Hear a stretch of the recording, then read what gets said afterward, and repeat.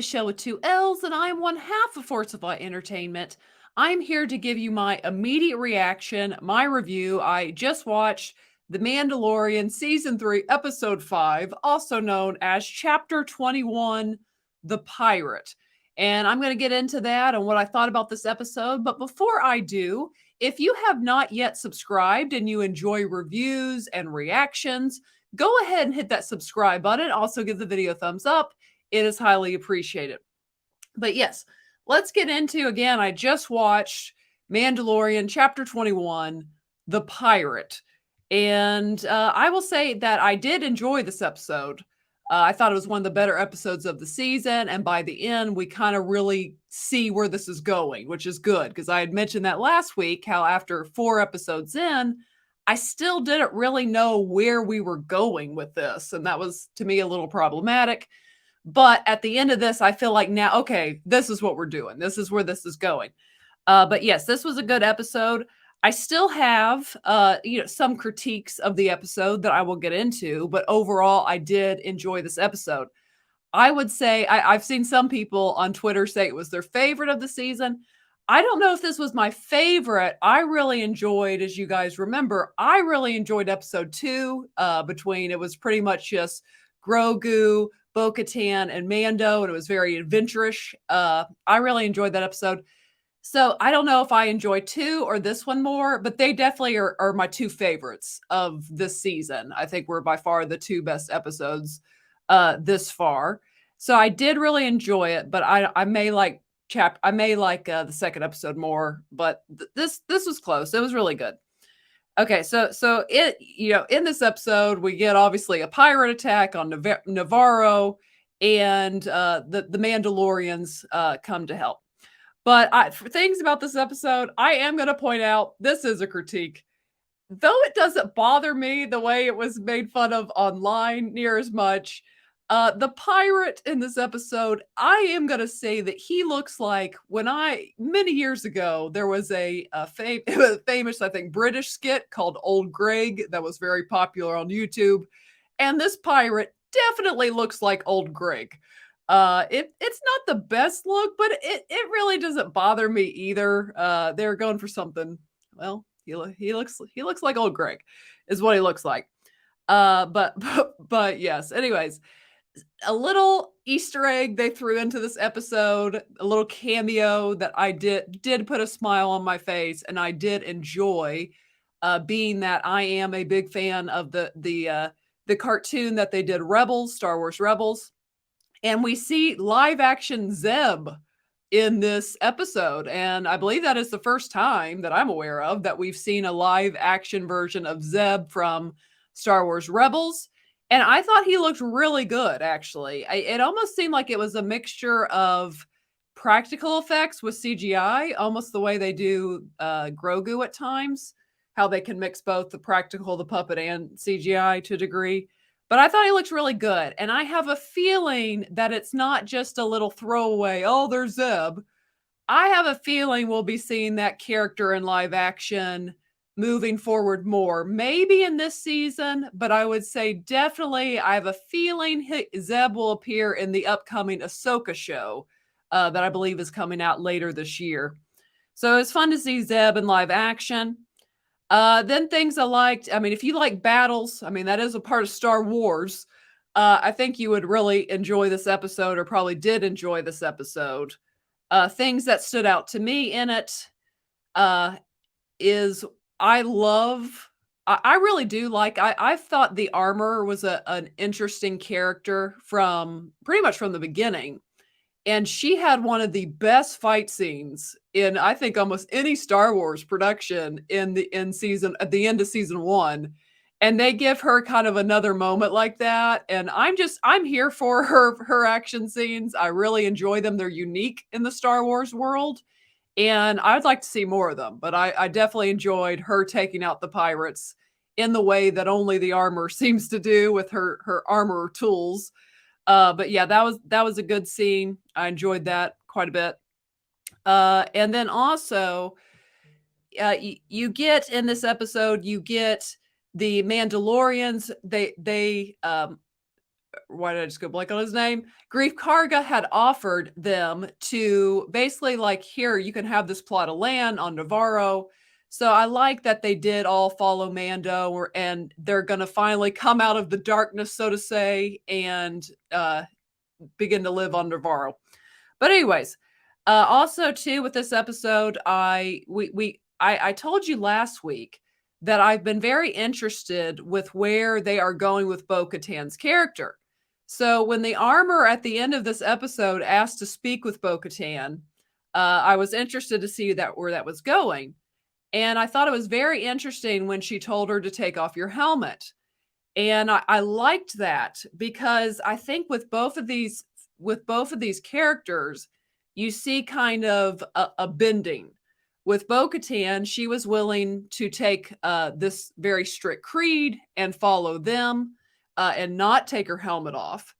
And then with the armor telling her, take off your helmet, we see that the armor, who's been very dogmatic about their creed and their religion up to this point, is accepting, okay, for Mandalore to thrive, basically, we've got to be accepting.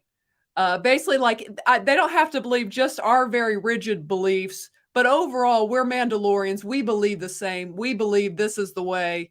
And so I liked that element. I think that can relate to even different denominations of Christianity, but all kind of coming together under the beliefs that we all do agree on. And I just thought that was an interesting element to add into this. I think they're going interesting places. So we see at the end of this, Bo-Katan is going off to find more Mandalorians, and they're not going to be, it seems like, oh, you've got to take this real strict creed, but the armor's accepting people that take off their helmets and don't live exactly as rigidly as she lives and that they have lived. So that was an interesting, I think, is an interesting place. And then the big kicker of this is we finally see where the big bad is going to come in this and who's going to be the villain. We saw that woman that tricked Dr. Pershing in episode 3 in this. And it's just like, guys, why does the New Republic, I understand the New Republic allowing old Imperials to go through a process and be put into society, but maybe it's not smart to put old Imperials in like high-ranking positions in the New Republic, just like a few years after the fact. That's probably not very wise. And you see that with her, it's just like, why are they listening to her? Like it's all on her face that you shouldn't trust this person. I don't know why people are listening to this ex-Imperial, but anyways, they seem to be doing that. But we get at the very end of this episode, we see that Moff Gideon he in fact did escape.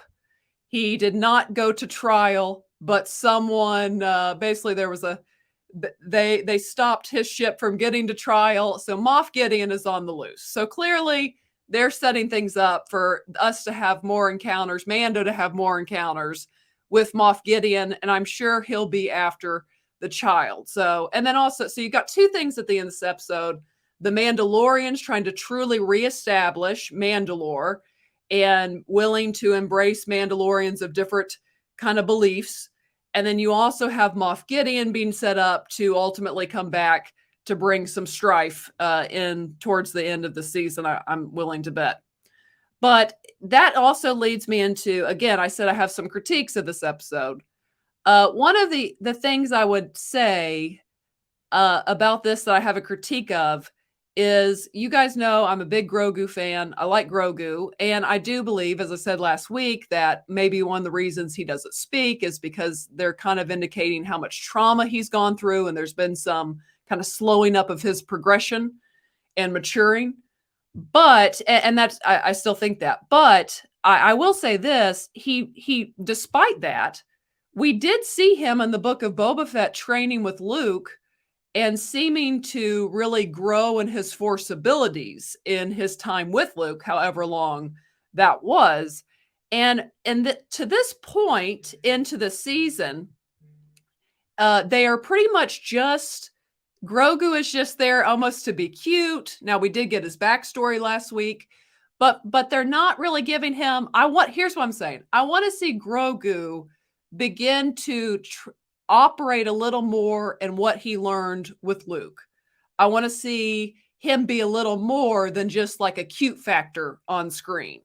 And I'm sure he will, but because we kind of have now, like, it's almost like he did more in the first season than he has really in season 2 and 3.